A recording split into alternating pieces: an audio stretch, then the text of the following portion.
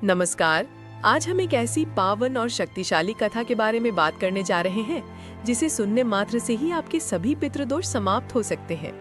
इस दिव्य गाथा को ध्यान से सुनने से आपके जन्म जन्मांतर के पाप धुल जाते हैं और आपके जीवन में अपार धन, सुख और समृद्धि आती है। पितरों का आशीर्वाद मिलने से आपके सभी कष्ट और बाधाएं दूर हो जाती हैं और आपका जीवन सुखमय हो जाता है।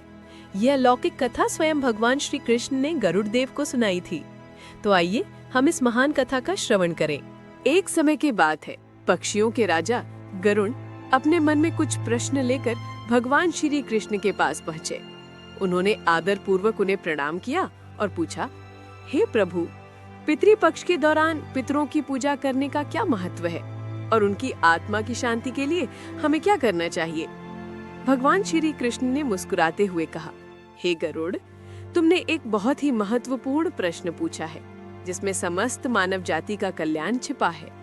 जो व्यक्ति अपने पूर्वजों को संतुष्ट करता है उसके सभी कष्ट और दुख दूर हो जाते हैं। पितरों की पूजा से उसे अपने पूर्वजों का दिव्य आशीर्वाद प्राप्त होता है। इस विषय पर एक ऋषि और अप्सरा की एक प्राचीन कथा है जो मैं तुम्हें सुनाता हूँ। इस कथा को सुनने से तुम्हारे सभी प्रश्नों के उत्तर मिल जाएंगे। इसलिए हे गरुड़, इसे ध्यान से सुनो।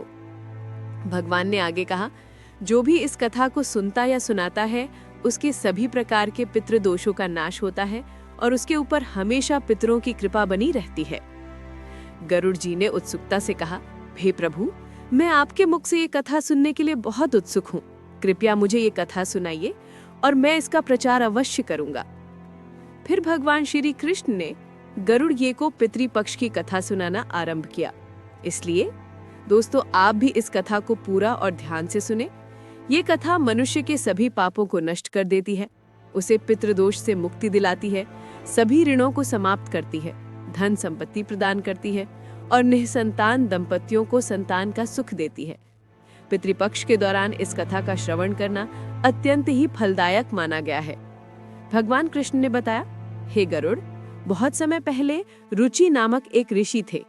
उन्होंने संसार के सभी सुखों और मोह माया को त्याग दिया था। वे ब्रह्मचर्य का पालन करते हुए पृथ्वी पर घूमते रहते थे। उन्होंने अपना घर बार भी छोड़ दिया था और एक बार भोजन करके वन में तपस्या में लीन रहते थे। उनके इस वैरागी स्वभाव को देखकर उनके पितर बहुत दुखी हुए। उन्हें डर था कि अगर रुचि ने विवाह करके वंश को आगे नहीं बढ़ाया तो उनका वंश समाप्त हो जाएगा। उन्होंने सोचा कि वे स्वयं रुचि से मिलकर उन्हें वैराग्य त्यागने के लिए कहेंगे। एक दिन जब रुचि अपनी तपस्या में लीन थे, तभी उनके चारों पूर्वज वहां प्रकट हुए। जब रुचि ने अपनी आंखें खोली तो उन्होंने 4 दिव्य आत्माओं को देखा। वे आश्चर्यचकित होकर उन्हें प्रणाम करते हुए बोले, आप कौन हैं और आपने मुझे दर्शन क्यों दिए? पितरों ने कहा, हे पुत्र, हम तुम्हारे पूर्वज हैं और हम तुम्हारे इस वैराग्यपूर्ण जीवन से बहुत दुखी हैं, इसीलिए तुमसे मिलने आए हैं। रुचि ने आदर पूर्वक पूछा, हे पितृगण, आपके दर्शन पाकर मैं धन्य हो गया, लेकिन मेरे किस आचरण से आप दुखी हैं? पितरों ने कहा, हे वत्स, तुमने अब तक विवाह क्यों नहीं किया? विवाह ही स्वर्ग और मोक्ष का उत्तम मार्ग है। गृहस्थ जीवन में रहकर ही मनुष्य देवताओं, पितरों और ऋषियों का ऋण चुका सकता है। विवाह और संतान के बिना तुम पितरों के ऋण से कभी मुक्त नहीं हो पाओगे। रुचि ने कहा, हे पितर, विवाह और सांसारिक जीवन दुख और पाप का कारण है। जो व्यक्ति अविवाहित रहकर ज्ञान प्राप्त करता है वही श्रेष्ठ है।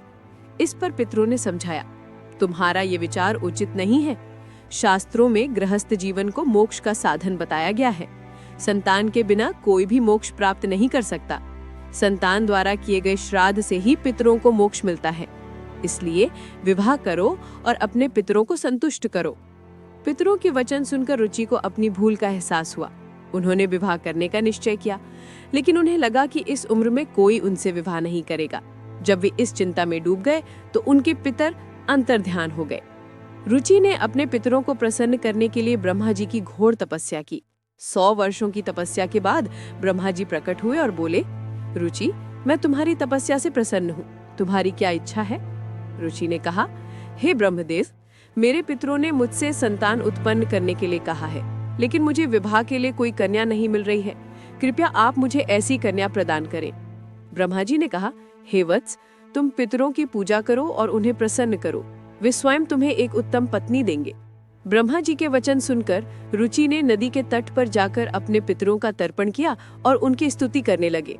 भगवान कृष्ण ने कहा, हे गरुड़, रुचि ने जो स्तुति की वो अत्यंत शक्तिशाली है।